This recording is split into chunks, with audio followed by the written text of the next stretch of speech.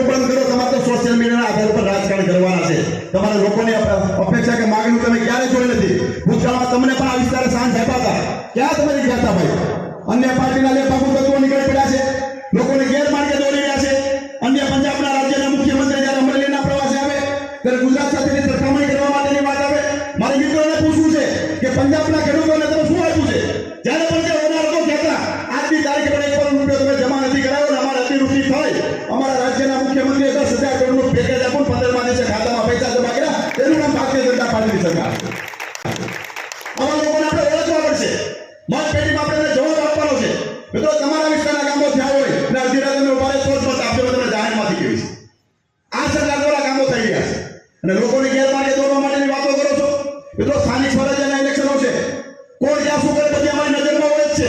કોઈ બંધ માહોલે કોઈ કઈ કામ કરવા માંગતું એવું માને કે અમને ખબર નથી, એમ અમને બધી જ ખબર હોય છે, પણ સમય એમને પણ જવાબ આપશું। અમને એક પણ કોઈનો હિસાબ કરવા માટે ક્યાં બાકી નહીં રાખવી। આ સરકાર એ લોકો માટે કામ કરતી સરકાર છે। આ ભારતીય જનતા પાર્ટીની સરકાર દ્વારા જે પણ વિકાસના કામો થઈ રહ્યા છે ના ભૂતોના ભવિષ્ય છે। તાકાતવા ધારાસભ્યો મંત્રી છે તો તમારે ક્યારે હોશિયારું થવું નહીં પડે। છેલ્લી વાત કરીને મારી વાત પૂરી કરું છું। 26 તારીખે મતદાન છે।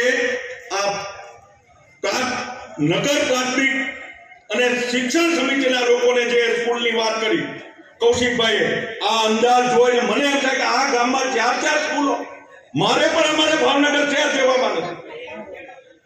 ત્યારે આપણે સૌ આ મતદાનથી તમે ધારા